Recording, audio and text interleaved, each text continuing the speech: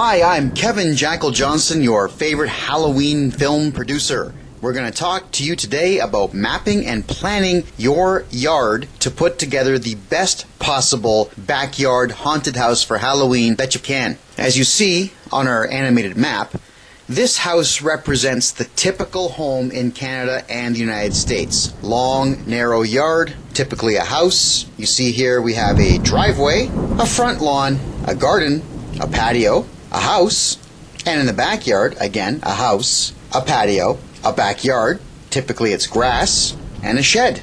For this particular video, we are going to assume that you want to use both the front and the backyards of your property for your haunted house. If that is the case, there are a couple things that you need to consider. To properly pull this off, you want to make sure you have at least 6 staff. What we will do is put together this backyard maze with just 6 people in mind. If you have more than 6 for a concept similar to this, then that's all the better for you. However, since most people are notoriously unreliable, let's just stick with 6 for this particular exercise. If you've been following all of our videos from the previous years, you'll understand the doom chamber concept. What we are going to do is put the doom chamber right here in the middle of the backyard. And let's make the grass dark so that we can segregate it from the lighter area. Next, we're going to have a maze. And for this yard, we are also assuming you're going to force people down the north wall of the house that you see here and into the yard. So here is the maze layout that guarantees people are going to walk past the doom chamber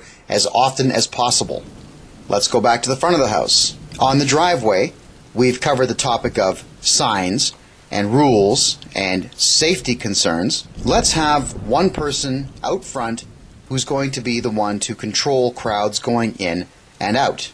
As you see here, the white maze is extending to the doors in the house, and one of your characters is going to have to man the house. Now, let's send a crowd of people into the backyard haunted house, shall we? As you see here, your character grabs them at the front door and freaks them out. He then closes the front door and runs through the house to the side door.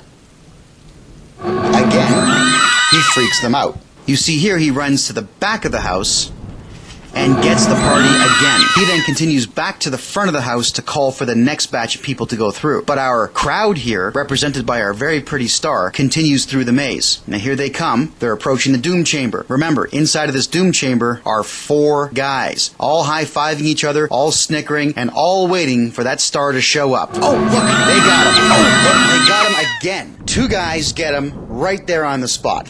They walk through the maze, and one of the characters is doing something funny. He's following them. He's going to get them again.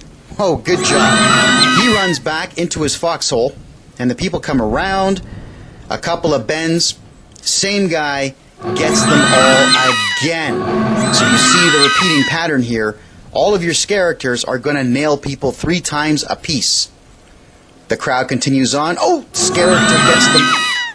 They are walking around the maze. Now what you do is the shed. Have a quick look there. Most of you have a shed, and if you do, you can place something in there like a ghost or a ghoul. Set it back about 2.5 feet from the opening so people will look into the shed and actually think that there's a person going to get them. But then you see the other character, he's waiting for them. They're distracted by what's inside the shed. Oh, look, he got them. And he runs back into his foxhole. People are coming by the doom chamber again. Oh, he gets them. Oh, two of them. Wow, look at that. Now that you've had a quick look at the way doom chambers work and traffic flow, you'll understand that it's most important that you map out your yard before building one of these things. This map, again, was designed with 6 people in mind.